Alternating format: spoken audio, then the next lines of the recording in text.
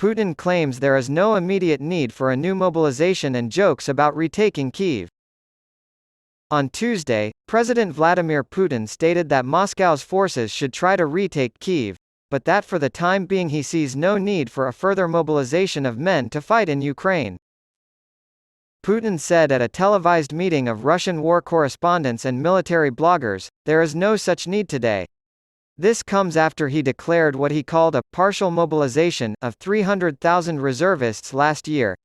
Putin stated that the defense ministry did not feel another mobilization wave was necessary. "Some public figures say we need to get 1 million or 2 million, Putin said. "It all depends on what we want.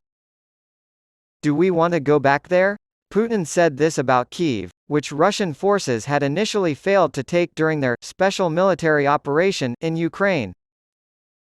Putin added that Russia needed to combat enemy agents and strengthen its defenses against attacks deep within its own territory, but he dismissed the idea that martial law was necessary. Unlike in Ukraine, Putin has stated that there is no need for a new regime or martial law to be implemented in the country. In this day and age, that's not necessary. Putin said that Ukraine's counteroffensive, which began on June 4 on a large scale, was unsuccessful everywhere it was tried and that Ukraine suffered 10 times as many casualties as Russia. Over 160 Ukrainian tanks and 25 to 30% of its foreign-supplied vehicles have been destroyed, while Russia has lost only 54. The claims he made could not be confirmed by Reuters' own investigation. Putin further claimed that Ukraine's June 6 attack on the Kakhovka Dam with US-supplied HIMARS rockets hampered Kyiv's counteroffensive efforts. Putin has stated that while Russia's stated goals in Ukraine may change slightly as circumstances develop, the goals themselves will remain consistent. Putin admitted on Tuesday that Russia's southern regions bordering Ukraine could have been better prepared for cross-border attacks from Ukrainian territory.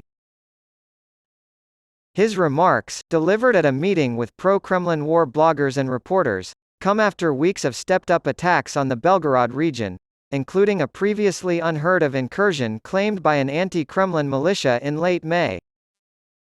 "Of course, there is nothing good in this," he said, referring to the recent attacks across the border in the Belgorod area. "But in theory, one could have anticipated the enemy's behavior and been better prepared," he added. When asked about the state of Russia's air defense system, Putin said, "It would be better if this was done in a timely manner and at the proper level, but nevertheless, this work is being done. This is a problem that can be solved," he said. Putin claimed there was a shortage of high-precision ammunition and drones among Moscow's forces in Ukraine. Putin said, "It became clear that many things were lacking during the course of the special military operation. Weapons with a high degree of accuracy, such as radios, cameras, drones, etc. We do have them, but there just aren't enough of them at the moment." As Kyiv launched its long-awaited counteroffensive to retake territories occupied by Russia, he denied that the Kremlin was considering a second round of military mobilization for the war in Ukraine. Putin said that since the beginning of the year, Russia has recruited more than 150,000 contract soldiers for its armed forces.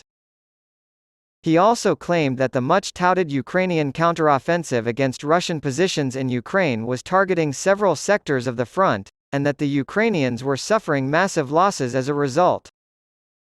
"They've suffered what could be called catastrophic losses." Putin said that Kyiv has lost over 160 tanks and over 360 armored vehicles of various types, but he acknowledged that the actual number could be higher.